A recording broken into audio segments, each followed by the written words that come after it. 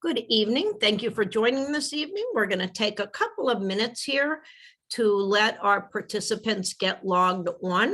So give us about 2 more minutes and we will be getting started. In the chat, we'd love for you to share who you are, what your role is, where you're from, and make sure when you chat, you change your chat to that you're chatting to everyone as opposed to just the panelist. And we'll get started in just a couple of minutes.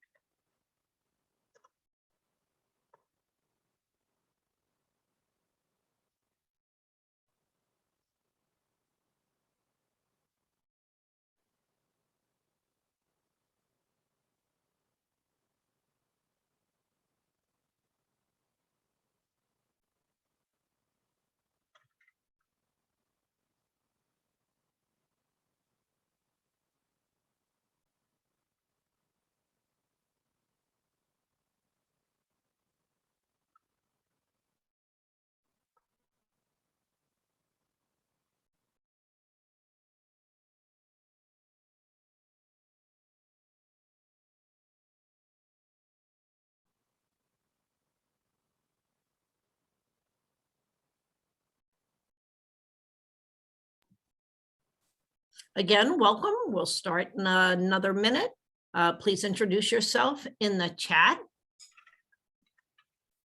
And we'll get started here very shortly.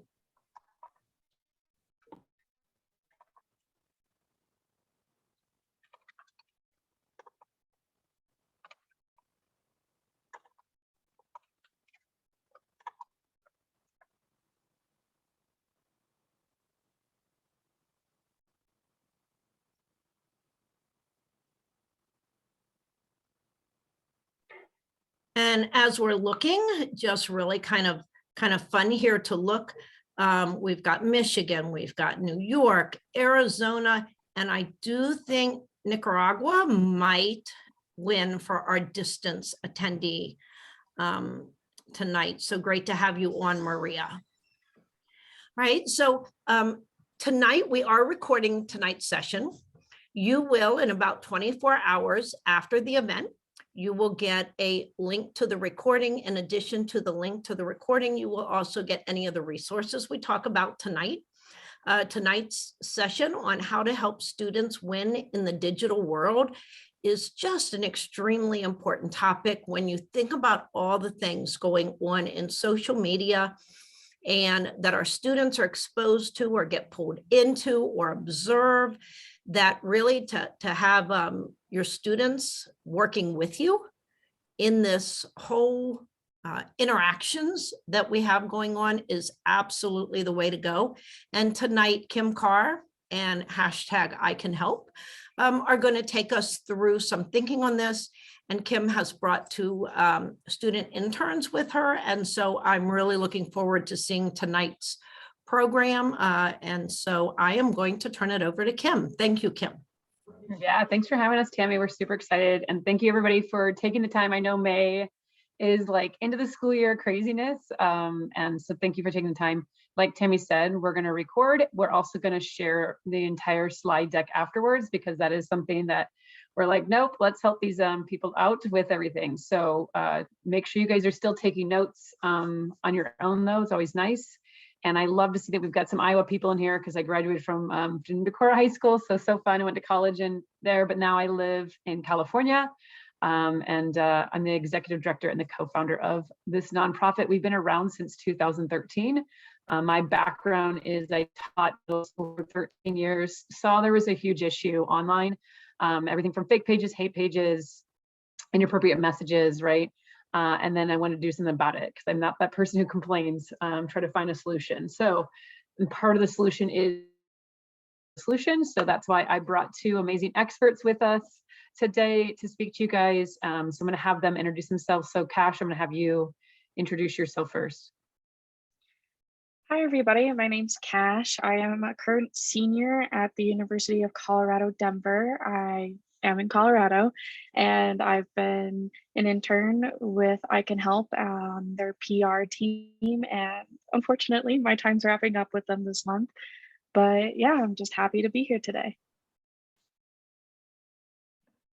And then my name's Caitlin. I'm also a senior. I go to Chico State in Northern California. I've been with I Can Help since November, and then my time is also going to be wrapping up soon. So it's definitely bittersweet, but I've enjoyed my time here so far. But yeah, it's just a super great organization. So if you have your students, let them know about this, have them get involved, become interns themselves is always good experience as well. Love it. The other fun fact about Caitlin is that she actually saw this presentation when she was in middle school. The one presentation we do to schools, and then fun that she was like, yeah, I think I remember this, like when I was in school, wanted to apply. So that's kind of the fun part, is we're now getting students that are keep wanting to be a part of what we're doing, since they believe in the mission, since they see it and feel it. Okay, we're going to dive in here. And again, please put it in the chat if you have questions. We will be happy to answer those on the spot too. So, but just so you kind of know, our nonprofit we do empower student change makers, we promote digital safety, and then we also celebrate, because I think that's the biggest thing, is that we need to make sure we're celebrating when students are using this for good. And who else would know better of how do you help students win in the digital world is by having students. We have a huge internship program. We have two actually. Right now we have applications that are out for our annual internship, which is a June to June. It's 13-year-olds up to college level students. They're working on student-led, student-run, student initiative projects. They meet once a month, but that way they're still part of the conversation. We have to have them be a part of the conversation at the table. Everything we make is made with students, for students, to keep that engagement, to keep that walking side by side with students with these issues, so we can help them. And honestly, especially with what's going on, it's like we have to be working with them on this, so we can understand that piece. So, and then what Cash and Caitlin are coming at is they're part of our seasonal. Those are students who are all in college, helping us with the business side of things. They're either doing it for college experience or they're doing it for college credit. So that's kind of the neat part. So if you know any students who are looking for internships, send them our way. We have a spot for them. It's super fun to be able to see this grow and get better. I'm honored that both Caitlin and Cash are here tonight, because they actually helped make this presentation. Caitlin is a psychology major, so that was fun that the things that she's learning in class, she was able to apply them to this presentation. Okay, so then for this slide, why teens are more depressed today. So it definitely seems like with the rise of social media, there's been a correlation between like teens being more depressed and the increase of social media use. So increase of social media, a lot of things that we see is like body image. A lot of social media, people portray what they see as like their perfect life. So when people are like scrolling through social media, that's what they're comparing to. They don't see the bad sides of people's lives. So it leads to a lot of social health or mental health problems, as far as people comparing themselves, wondering like, why aren't they at that stage? And when in reality, everyone's struggling, like life isn't as perfect as it seems on social media. Also, teens are more depressed today because social media tends to replace beneficial activities such as like physical activity, going outside, playing sports, going for walks and stuff like that. Teens usually tend to be more on their phones, scrolling through social media instead. And then news media. News is constantly around now, so it's just almost like a constant feed of information. So it can be sometimes alarming to see all this like bad information happening at once, because before we didn't get to see this until like maybe a little bit after, but now it's like everything's so instant, and then we all just feel it all at the same time. And then rugrat race to go to competitive universities, which creates anxiety and high unrealistic standards. So I know for myself personally, I first went to a 4-year and then I went back to community college, because I first went to a 4-year thinking like, oh, this is what everyone else is doing. Like I need to get the college experience. But in reality, there's no real timeline for any of this stuff. So I went back to community college, took a little bit more time to figure out what I wanted to do. And for me, that definitely helped ease a lot of anxiety. So just diminishing that, like, this is like the route you're supposed to go is super important. And then also protective parenting styles also becoming more popular compared to like previous parenting styles as well. But teens have also become more resilient as far as drinking and driving is down 50%. So these are some of the wins that have come as of this day and age. School fights have also gone down 50%. School bullying has also decreased. Definitely a win is LGBTQ acceptance has increased. Definitely more acceptance around that. So love that. Mental health stigma, which is something that I feel like I Can Help really focuses on, has definitely decreased a lot. So really super proud to see that. Increase of college enrollment after high school. Diversity inclusion also become the norm. I know for myself, when I'm applying to internships, that's always something super important for me to see, is that they really value the DEI. So that's also super important. And then just being more politically active and just being aware of what's going on in the world as well. As you can see, we always there's always people focused on the negative stuff. And I think we need to make sure we're focusing on the positive things. So a lot of people are like, right? But at the same time, there's so many cool things that's happening with this generation that we need to make sure we're also showcasing to these students so that they are being hopeful instead of just always being fearful. And then this is just kind of a list of some of the top social media apps. Some of these are probably more obvious with like Instagram, Snapchat, Discord, which is something I'm kind of familiar with, is usually used for people who like play games, and we'll use that as like a means to like talk with people.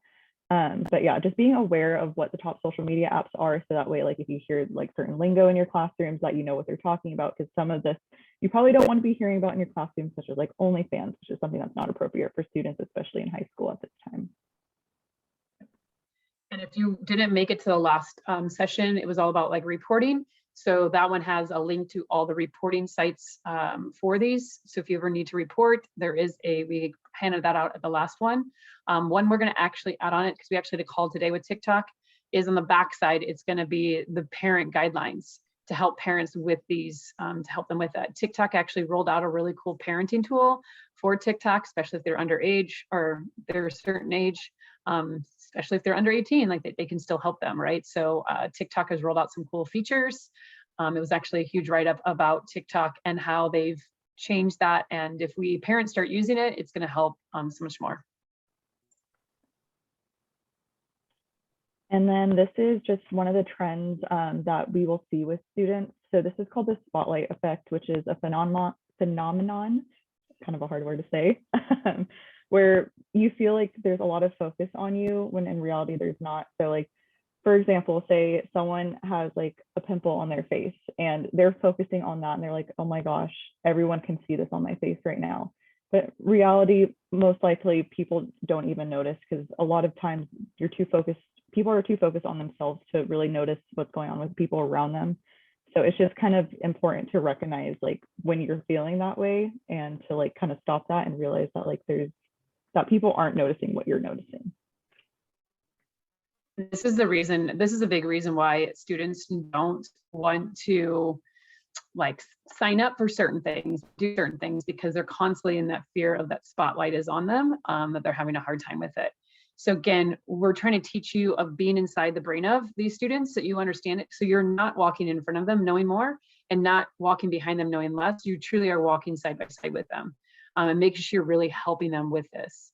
And the bit I hear some educators say, and even parents say, is, well, I'm a dinosaur and I don't know anything. If you make those kind of comments, you're tapping yourself out and you're saying, basically what you're telling these two students is like, you just don't care about them, right? And we can't have that mentality. We have to work with them.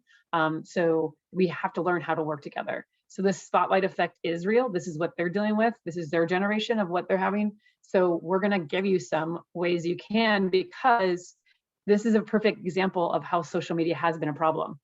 This is actually a school in Arizona, and I know we got somebody, vice principal in Arizona, but best class you've ever seen, in class of 2016, right? This was a great thing, but unfortunately it only takes one picture to go wrong. This one picture was sent to one friend, and they thought it was a joke, right? Thinking they were being funny, like all students, thinking they're being funny, and it definitely wasn't taken the right way.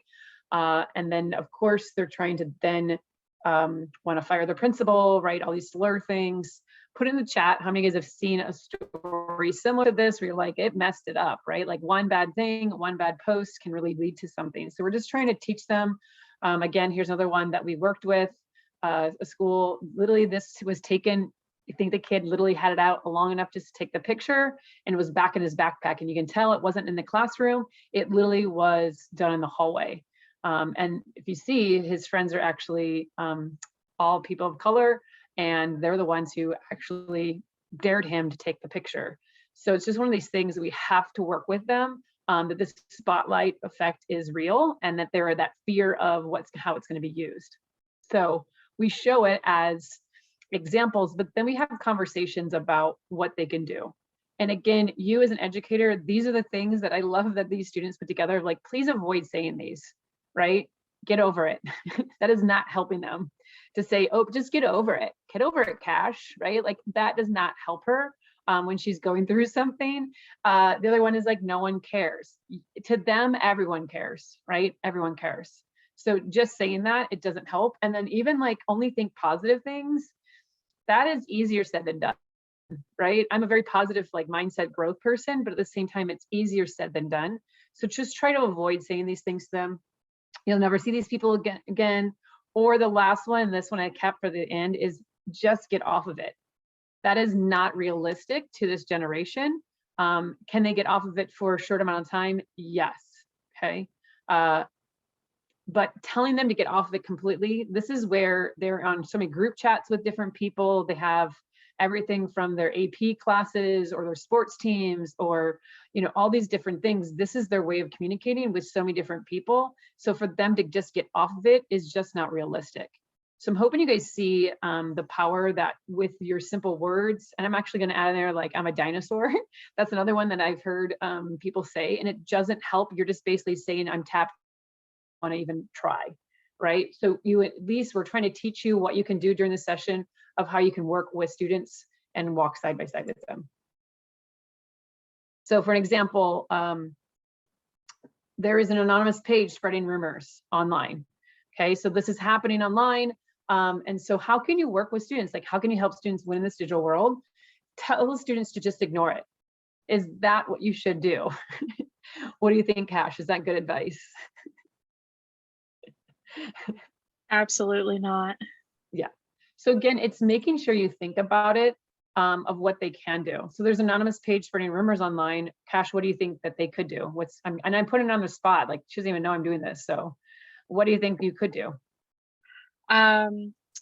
Work with the student to find ways to block the account, report the account, see if you can find out if it's a student from your school who's running the anonymous page.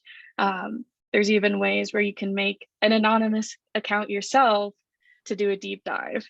But anything other than like ignore it, get over it, just move on. Yeah. So again, you're having these conversations really helps them win in this digital world. Like, I just put her on the spot. She didn't know I was going to ask her on that, right? And it's having them, hey, what would you do in this situation? How would you handle that, right? So again, here's another one scenario is students turn in a fight post from Snapchat during school hours.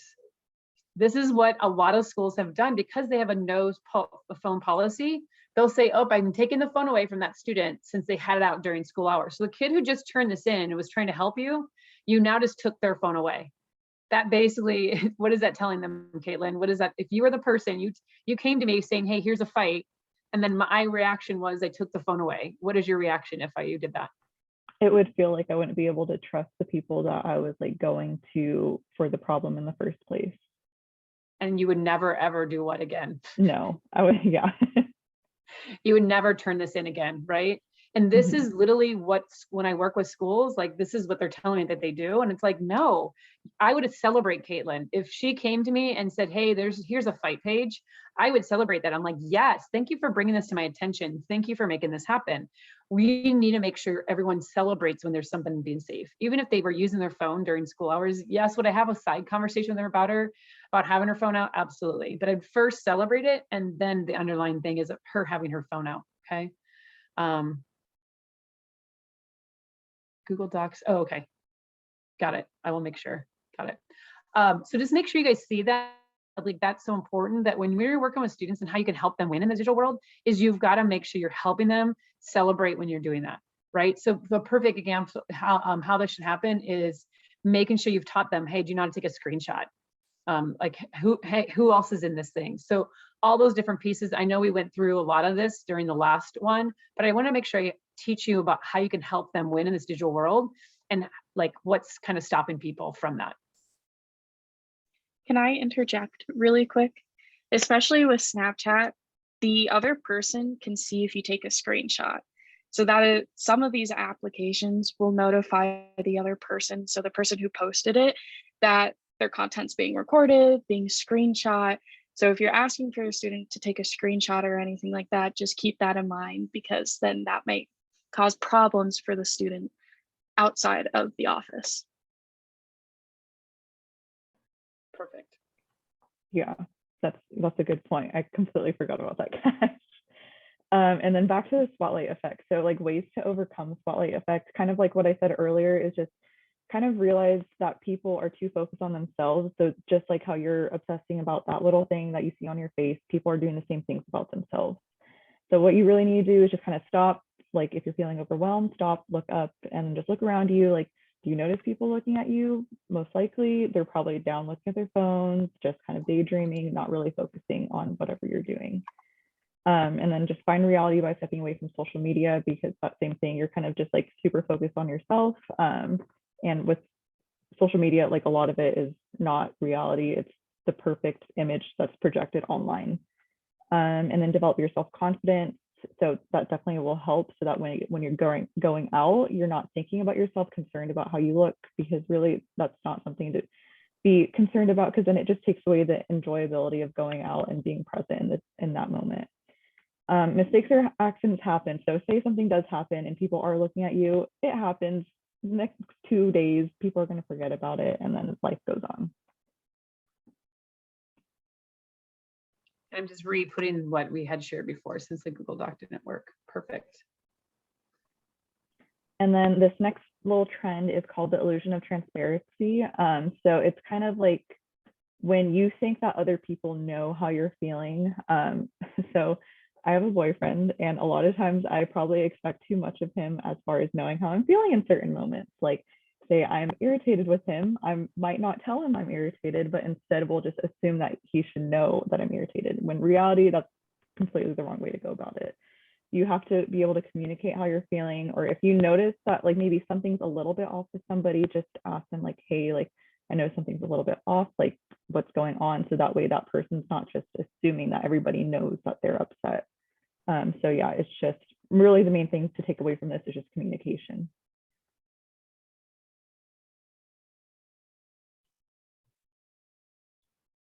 Perfect. Yeah. So with all of this in mind, self-care for both staff and students is really important. For the student who may be impacted, making sure that they know proper and safe ways to de-stress, to de-escalate themselves. Things like listening to good music that sparks joy. So things that make you want to get up and dance. Don't put on your sad song playlist. That's going to ruin the whole situation, make the student feel worse. Following relatable people that bring joy on social media. So what I personally do is I try to follow influencers who have similar body types like I do, who have similar interests, and kind of cultivate my feed to be something that I want to engage with, and not something that I sit there and compare myself to, or that I'm afraid to look at because I might see something negative about myself. I'm following toxic influencers, people, and pages. Not that they have to put out toxic content necessarily to be toxic, but toxic to you, toxic to the students. If it's not bringing them joy, they shouldn't follow them. They shouldn't be associating with that account. And I Can Help has an emotional first aid kit, which lists 6 different steps and actions that you can take to participate in self-care. So sounds, creating a playlist, something that'll make you feel happy, calm you down. Sights, you can change your screensaver, especially with being in the digital world. You just need a little refresher. Touch, stress balls, clothing, anything that you just like to touch. Really. Smells, this could be perfumes, could be candles, could be food, if that's what sparks joy through smell. Humans, so listing people who make you happy. That's always a great way to ground yourself and reevaluate that everything is not sad and gloomy. And then taking action. So this is being active. So going for a run, cooking, baking, I don't know, walking around your house for 5 minutes, anything like that. And here's the thing, we're actually going to be going over this thing in the next session, digital boundaries. And that's so important, right? So how do you help students win this digital world? This is the biggest one, is they need to be taught how to use self-care. And honestly, I think the adults at your school, everyone's like, the burnout is very real, but we have to stop that mentality, because once you have that head frame that you're burnout, it's hard to get that back. So it's so important that we get on the same page. And I loved hearing, I'm going to put it in the chat here. This is one of the things that we will giving out to. It is our emotional first aid kit. It's a business card, and a lot of students will take a picture of it and put it as their screensaver, or they'll put it in their phone case. So it's so easy. If you can put that business card, they totally will use that. And even adults kind of have that too. But I loved hearing nostalgic, like some of the students are like, their nostalgic playlist has like the old Jonas Brothers playlist, right? Like that kind of thing is like having that reminder of like, you know, thinking of what nostalgia is for you. Like hearing a certain song just changes your mood. So how do you kind of help with that? You know, how do you help with those things? With the illusion of transparency, right? Is the biggest one, is having that self-care for yourself. So walking them through that. Yeah, and on social media, there's 2 different ways that this can go. So a lot of influencers have started posting authentic posts about where their mental health is, where their anxiety or their depression may be. Here's an example talking about their anxiety and ruining their cuticles. That's quite common with anxiety, but people with anxiety may feel that spotlight effect where, oh my gosh, I'm picking out my cuticles, people are going to see. But it's such a common thing that it kind of needs to be put back into perspective. And there are accounts that do this, and then there are accounts that also just vent about their struggles. And there are safe ways to do that. Venting can be an appreciative post about, you know, your parents or your parents' sickness, but there are also harmful ways that that can be done as well. And those take a more negative light. Looking at real and genuine posts recently, a big trend on social media is your whatever month dump, and it will be a collage or several pictures of people's experiences in the past month, or they'll talk about it by just posting, you know, 2 or 3 pictures in a single post. And this just kind of shows the unedited, unfiltered, authentic, candid side of influencers and the side of social media that isn't often looked at. I think this is what they need to be able to see, because I know Instagram was having that bad thing about how it did affect teenagers. So this is the great conversation where how do you help them win in the digital world, knowing these are trends, right? Know what the trends are so you can have that conversation, open conversation about it. And then even telling them about, I'm just putting in the chat, there's our Instagram page, telling them about, hey, here's a page you can follow. Everything we make is made by students for students, to be able to hopefully have these open conversations with it. So we're going to do a fun activity. This is one of our lessons. And I know I can't see the audience, which is sad because I wanted to see your guys' reaction. So I'm going to make Cash and Caitlin do this. So get ready, ladies. But if you're in the audience, I want you to play along. Even though I can't see you, you play along. You're going to go to your photos in your phone. So just simply go to your photos, right? And then you're going to go to your recent photos. So it should look like this. Okay, so follow along. This is a great activity I'm going to teach you that you can do with your students. And this is called photo roulette. And what they're going to do is they're just going to scroll like this.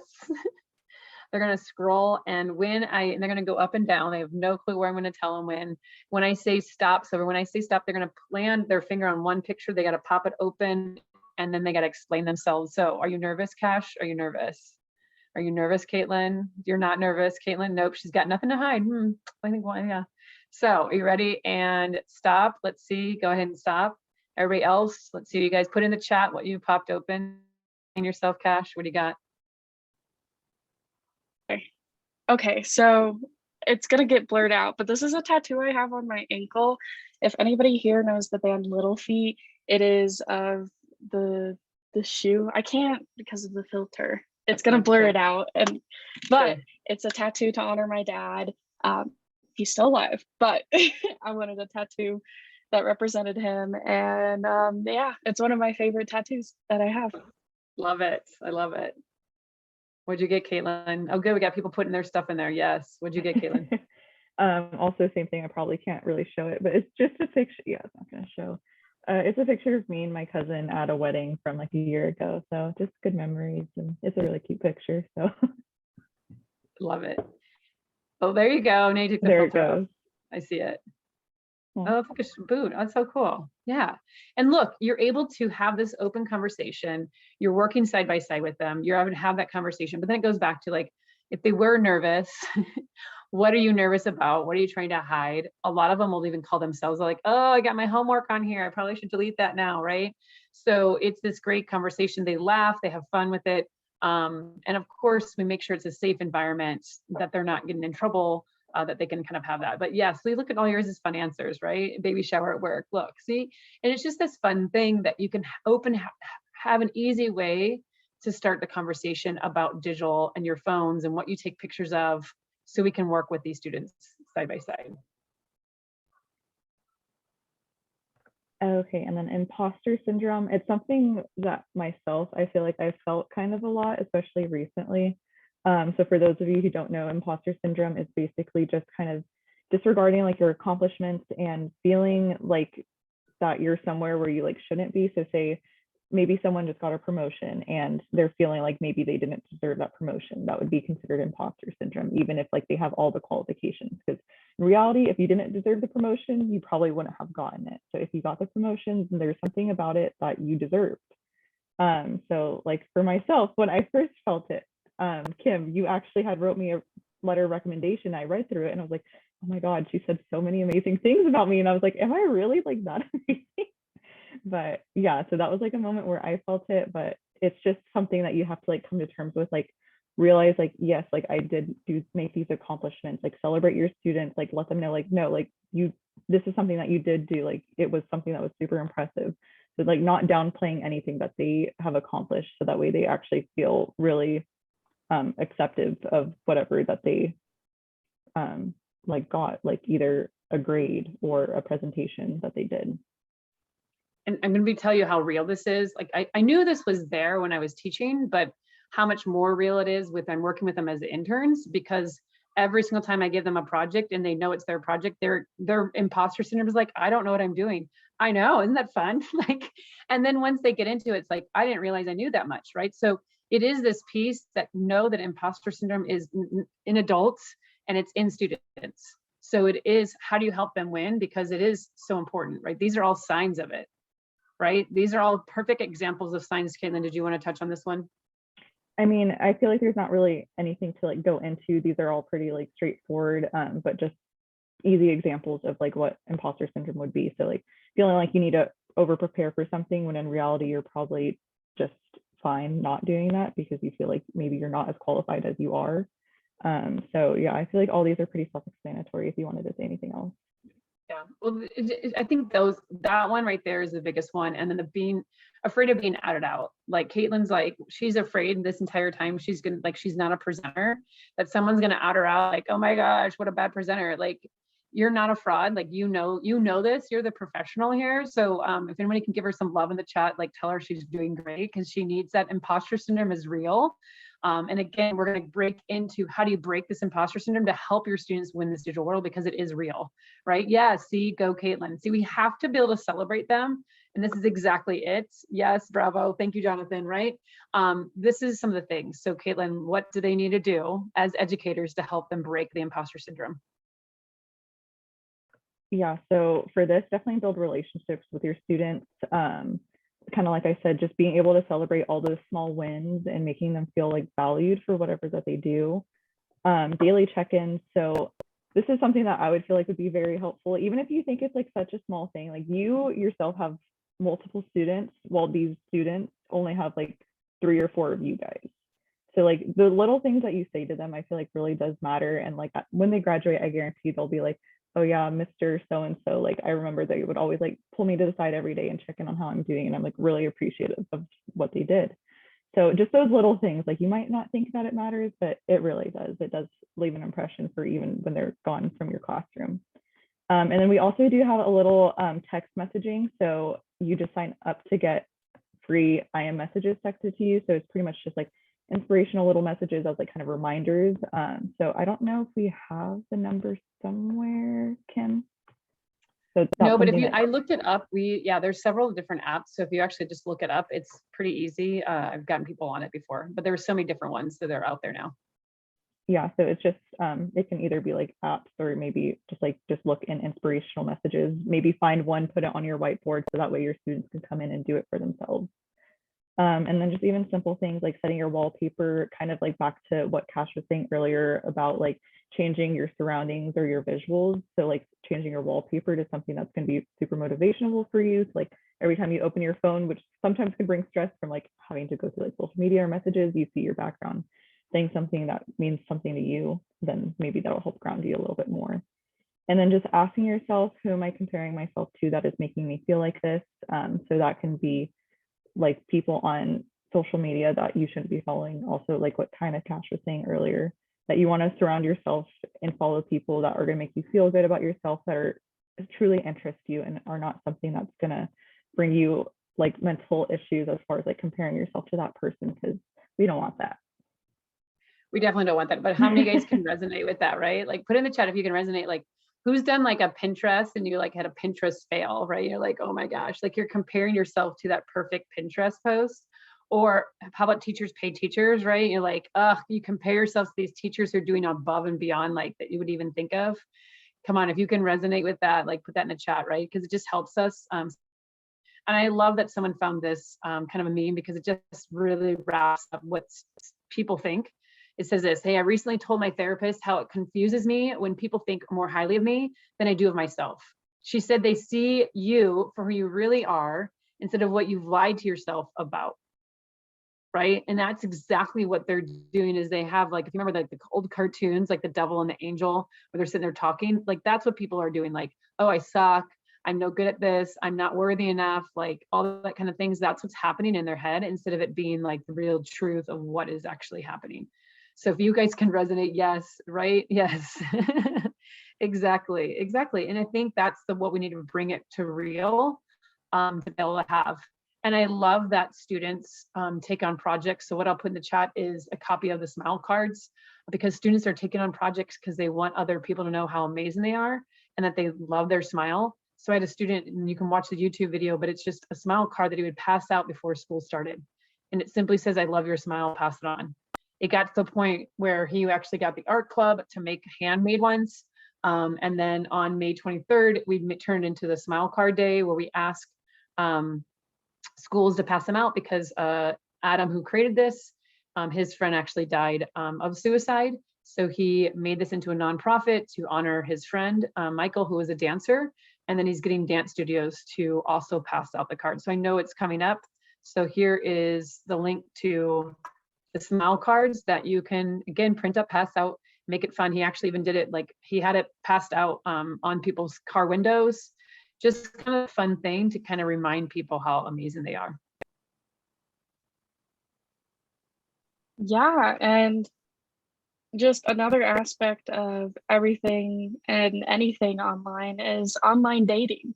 I have personally done way more online dating than I would like to admit. So I'm a little bit of an expert myself on this. But this is going to be talking about some of safety tips and some of the red flags when you're dating online. So for safety tips for teens, making sure that communication is essential. Not only do you have a screen between you and this other person, but that means you don't know if they're real. You don't know if they're actually whatever age they're saying, or if they look like what they're saying they look like. Engaging in sexting is a big no-no. That's not a rabbit hole you want to go down. It's not fun. It gets very dangerous and very scary for teens really fast. Don't put your private information online. So this is things like your address, social security, anything like that. And then looking at some of the red flags. So the typical scam thing is that they're asking for money, claiming for medical or travel emergencies. For me, automatically, I'd be like, nope, that's not a real person. I don't want to deal with that person. Blocked and deleted instantly. Messaging you repeatedly when you didn't reply right away. There's two ways this could go. There's the obsessive way and then the concerned way. This is more leaning towards the obsessive way of, why aren't you responding to me? I saw you online. You're not answering me. You need to answer or else I'm going to do this, this, and this. And then if you've been messaging and they go quiet for a day or two, only text you again at 4 a.m, kind of keep an eye on that behavior, because that's showing that they're not stable, they're toxic, they're a walking red flag. So some things to do are, oh, okay. So moving on to red flags, this is a little bit of an exercise. So is it a red flag if their mom follows you on social media? For me, depends. If I'm in a relationship with that person and it's been more than a couple of weeks, it's not a red flag to me. It's their parents wanting to see who I am online. Who I am online impacts who I am in person. Describing all their exes as crazy, this is a red flag. Usually the common denominator is the other person. So kind of watch out for that.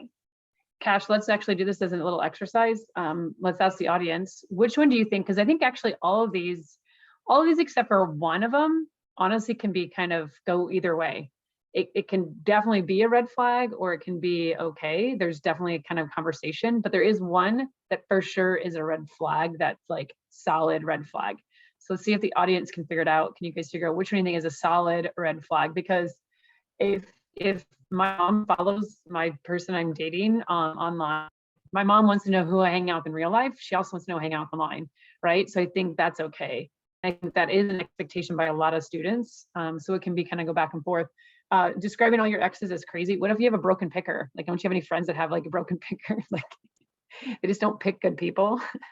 So audience, what do you think is the like biggest red flag? There you go, Cash, who we got, and I think we might have a winner in the audience. Yeah, relying on you as a sole support. I've been there. I've done that personally. I've been that person who has been, not that I've relied on people, is that people relied on me and I had to stop everything and cut that out. So yes, relying on you as a sole support. There are so many other options for support out there. So again, how do you help them win in the digital world is, even if you have middle schoolers, I'm going to tell you, they're sliding into their DMs on, direct message. That's their online dating. So even though they don't go on Bumble or Tinder or whatever, whatever the sites are, they're online dating by sliding into people's direct messages. So giving you kind of that lingo of what they're doing. So it's so important that you have this, because one of my friends who is a vice principal at a middle school, her daughter, who is amazing, she's like one of my nieces, she is 16 and was dating a guy off of TikTok that lives in a different state. And my friend being like, oh, nothing, like she's never going to meet the guy. Well, they live close to Disney. So it's one of those things that, yes, they did meet. So it's one of those things where you have to know what some red flags of those kind of different pieces and start having those conversations with them, right? On that. And then having them, if you saw, Cash brought it to life of having that experience kind of there, right? Okay. Yeah, and moving on, another thing to watch out for is gaslighting. This not only happens in relationships online, it also happens between individuals online.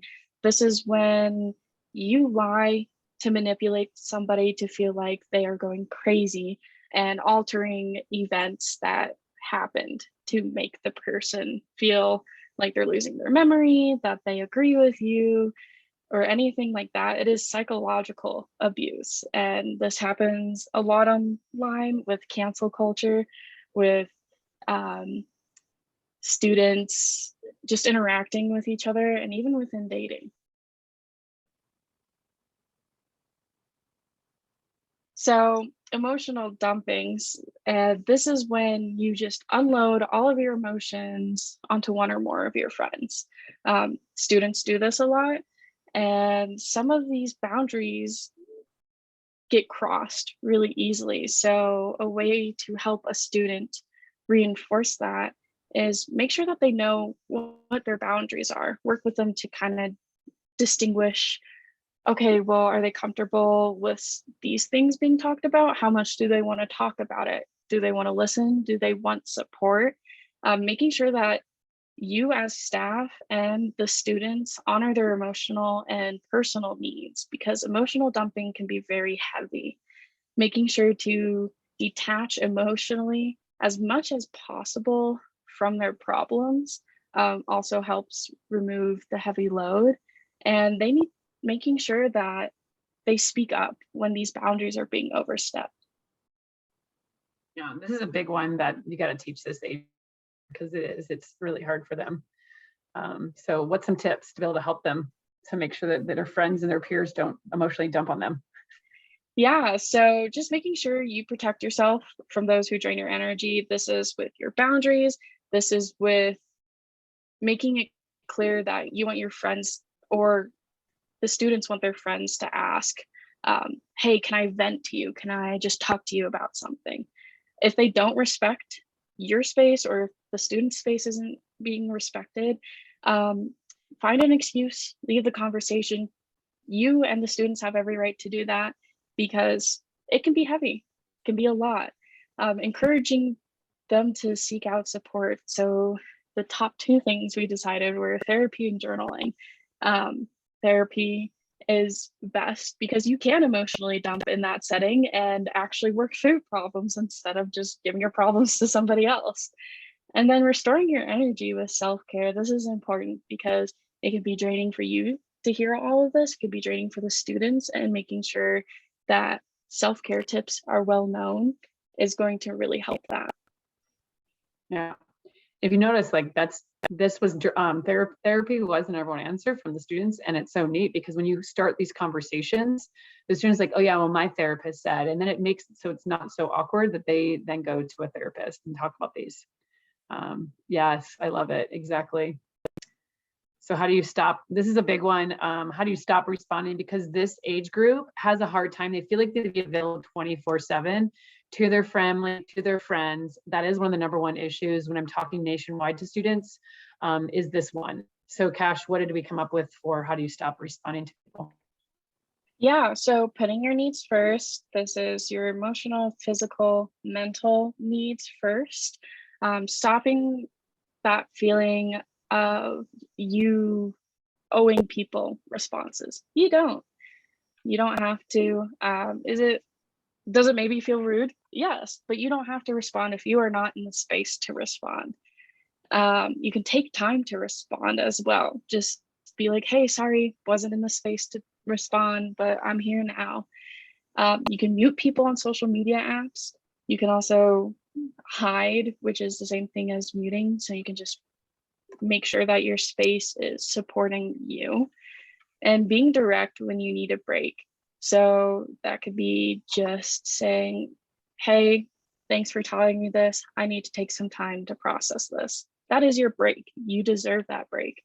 And then if the topic is too heavy, if it involves anything when it comes harm to the student or other students, the students should feel like they have a trusted adult to go to if needed.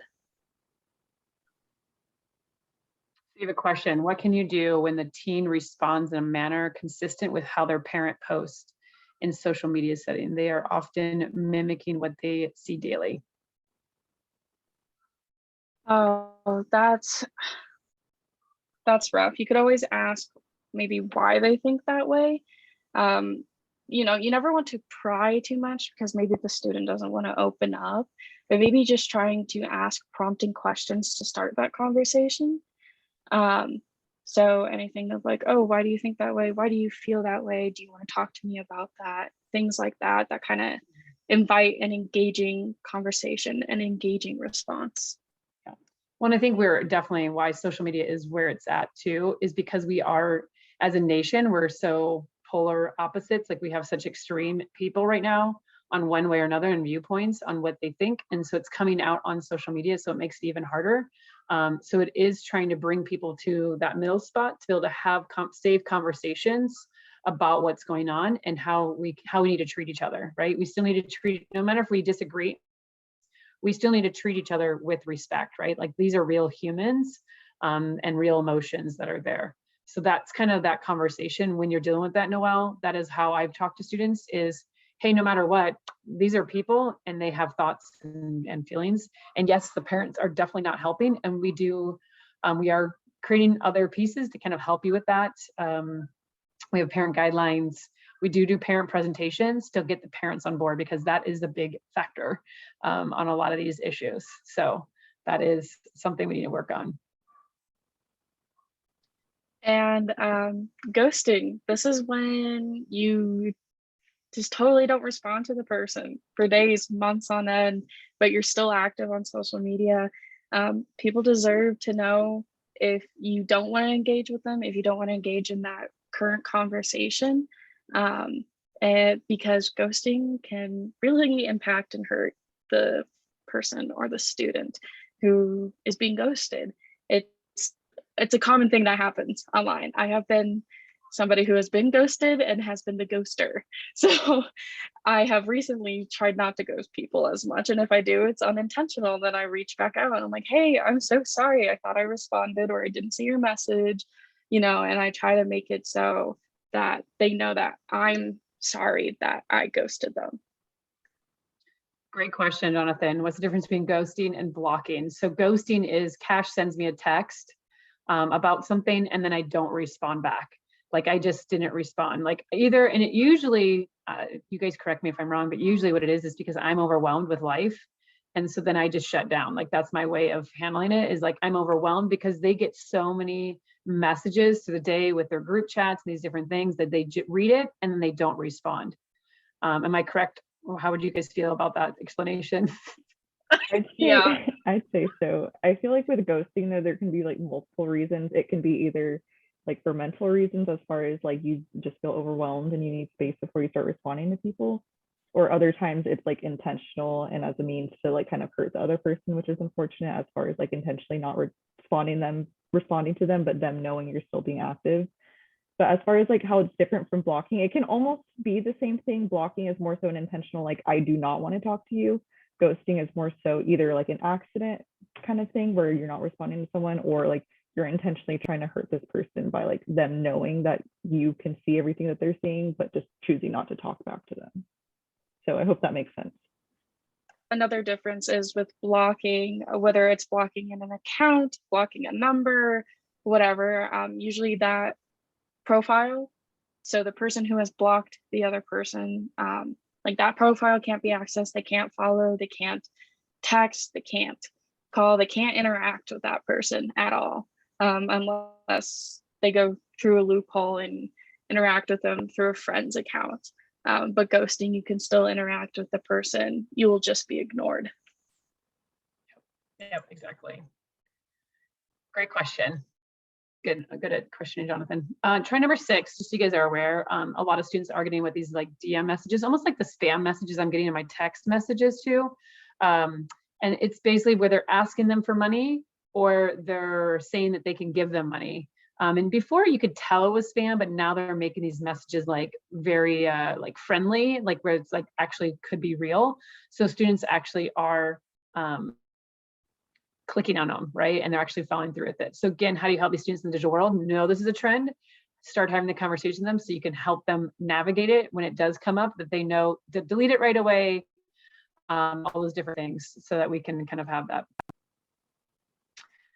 Perfect. And then one thing we'll also push out is the parent guidelines and questions. So these are great things to get your parents on board. How can you help them win? Get their parents on board, right?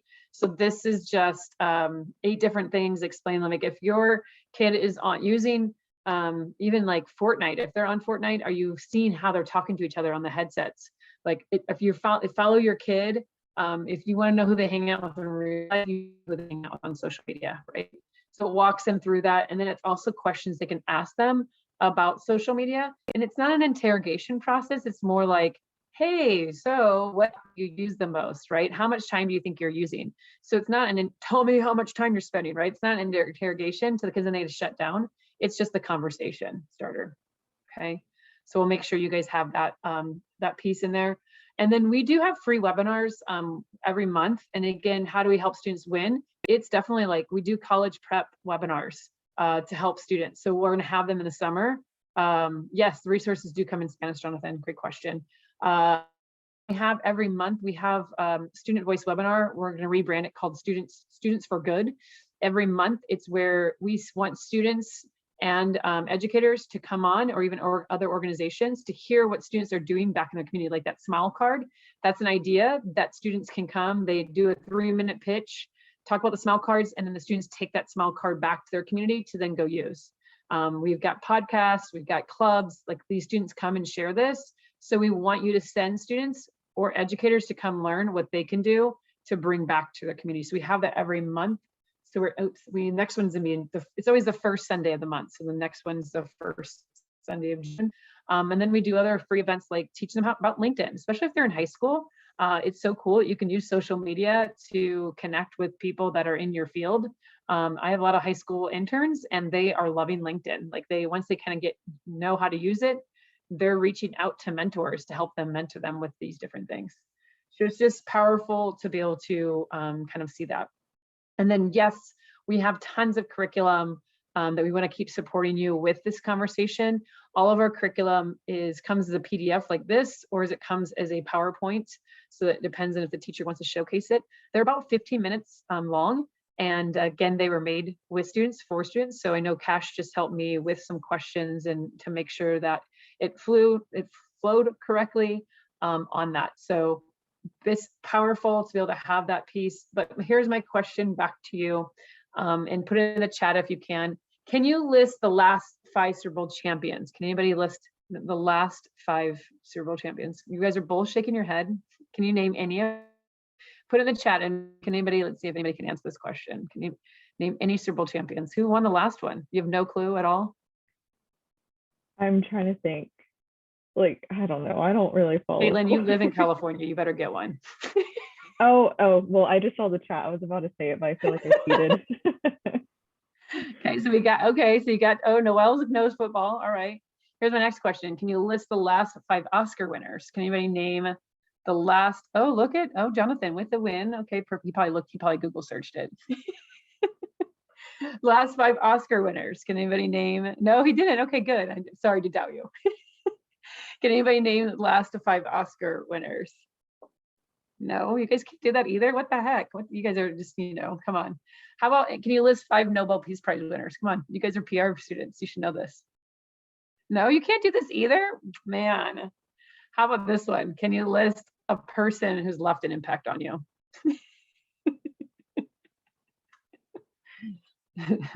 So again, all right, who is it, Cash, since you shaked your head? Oh, there's several. You're one of them. And again, look at this is that point, right? Is people are going to forget this, but it's teaching students. They're not going to, everyone forgets what you do, but you don't make people forget how you make them feel, right? So they forget these major accomplishments, but what they don't forget is how you make them feel. And that's how we need to teach them how to win in the digital world, is teach them that they're making a difference on this piece. Good job. I'm glad you guys know Elise Maya Angelou for the Nobel Peace Prize winner. So I'm hoping you guys get that. Like, that's another just quick lesson that we just have that we do with them. I'm very proud of this team's work because they also, let me pull this up. If you go to our website right now, since it's Mental Health Month, we have a week-long event that's happening. And if each day there's 3 different videos, one is a student made video, which the team has done an amazing job with. The second one is company person with their resources about mental health. And the third one is an influencer. So there's 3 different videos with discussion questions on there. And we want you to push that out to your parents to be able to have a conversation about mental health and push it out to your students in classrooms, because we need to have this conversation about it. So that is something that our team made because it is an important. So I'm hoping you got something out of today. So I love when this is me, teacher Kim comes out, put in the chat, what's one thing that you took away from this presentation that you said everyone in here can help. So what's one thing you can take away to take back to your students? The question is, will you help? So what's one thing that you have? And yes, and then Tammy, I think somebody asked for the last sessions thing. So make sure Tammy will be the person you guys reach out to if you have that. Anybody want to put in the chat, what is one thing you're going to do? What's your takeaway? Love to hear it. You're not a dinosaur, Claudia. That is right. You are hip. You are cool. You know the trends now, girl. Who else? Come on, get your A+ for the day. And please, posters for school. Yeah, perfect. Yeah, photo roulette, yes, imposter syndrome. And again, please push this recording and presentation out to whoever you think needs it, because that's our goal, is to get this information out. Please reach out to us if you have any questions. I'll even put my email in the chat on that end so that we can have that. And then we have one more session, and it's all about digital boundaries. So we're gonna go through the emotional first aid kit so you guys can see how that's played out. And then also give you a whole bunch more that you can do with your student and your staff, because staff are burnt out. And so we need to get them fueled up. It'll be great stuff for you to use when school starts up again, or even stuff you can give them to do for the summer. Use my self-care card. We'll also lessons on, yes, on healthy relationships. And that's the big thing. If you follow us on our Instagram page, the I Can Help Official, reshare that to your story, reshare that to your feed. We create that for you to reshare. So that's what we want you to do with your social media channels. Yes, promoting student reporting and appropriate usage of social media versus penalizing. Exactly. And like, I had a student who, whenever they report something to me, let me show you a little secret that I do.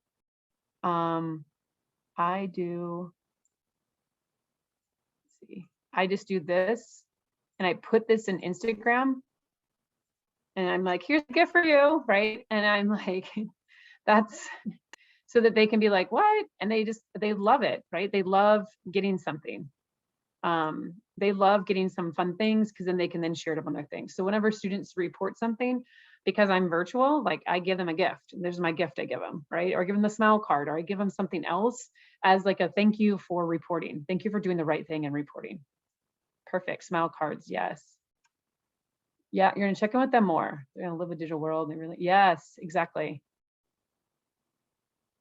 But I realize I need to be going to help. Otherwise, you are not a dinosaur though, Noelle. You're not a dinosaur. It's okay, because the discussion questions, honestly, you don't have to have social media to ask them questions. You don't have to have TikTok to say, ask this, watch. Let's see, Caitlin, what you learned off of TikTok? What have I learned off of TikTok? Yeah, what's something you learned off of TikTok? I've learned some cool like little ramen hacks. I like instant ramen, so just like different little recipes, just zhuzh it up a little bit. It's always fun. Zhuzh it up. I love that word. So see, no, I didn't have to have TikTok to ask her, hey, what's something you learned off of TikTok? And now she can just talk to you about TikTok. And then again, you're walking side by side with her to learn about TikTok, and you don't need to have it, right? Video games, I know nothing about video games, but I love having conversations with video game people, because they blow my mind. I'm like, oh, what? Tell me about it. What? Esports is such a phenomenal. I'm all like, I don't understand esports at all. Are you a gamer, right, Cash? You're a gamer. I am, yes. And again, why are esports so cool? Like, again, I ask them questions. Esports are so cool. So esports has a lot of really long history. I actually just found out because I wrote a paper on it. But because it brings in the virtuality of gaming and the sport, so the competitiveness of it. And not every game has esports. So esports depends on the developer company, the community, and whether the game has a competitive platform or not. And it just allows people to engage in a different aspect of the gaming world, whether you game or not. You don't have to be a gamer to be into esports. So it's like the same thing as watching football, basically. Like, you don't have to play football to watch football. Yeah, and you can pick That's- up the game and how it works from esports. So it's just really versatile and really cool. And that's a great analogy. And I'm stepping back in. This was so helpful. And I just appreciate listening to it. And it's funny, I listen to so much of it and think, well, that's common sense to me. But do I actually sit down and have that conversation with the student, right? Like, that's different, right? Being intentional about having those conversations and so your activities and the different pieces are ways to kick that off. I mean, if I was looking at you talking about dating, and after 42 years of marriage, I don't need digital dating, but I look at those and think they should be common sense, but obviously they're not. And especially when you're in those, teen and preteen, later teen years, or maybe your 20s. But just a quick conversation can make a difference in what happens to a child. Yep. And knowing that you're there to talk to. So I so appreciate the work that y'all have done and that y'all have joined us tonight to share this with educators. To remind those still online, we're finishing up right now. You will get in about 24 hours, you'll get the link to the video so you can see it. Any of the resources they've shared, you'll have the links to those. Kim, I might ask if you also have any of those in Spanish, if we can include those links also with this one, since we had that question specifically. And last week, we did not get the certificates out for those that attended, but they will go out. And we will also send them for tonight's to anyone who has attended live and completes the survey. So you have the survey link in the chat, scroll up if you need it, or I can drop it again. And you will get a certificate if it helps you for any continuing ed or renewal pieces that might, but the real reason we do the survey is because Kim looks at it, she reads it, she takes it. It also does ask you what you might be interested in, or you want to make sure she'll cover next week. I did leave the bit.ly the same as it says part 1, because it seemed to make more sense to have them continuous to pull together the survey results. So that would be the correct one. Maria, I just dropped it. So it should just be coming up in your chat line. But otherwise, thank you all so much. And you have a great week ahead of you. And all of you educators who have joined online, we appreciate your time and energy. And thank you for all that you do for students and for staff. Thanks, everybody. Thank you. Thank you.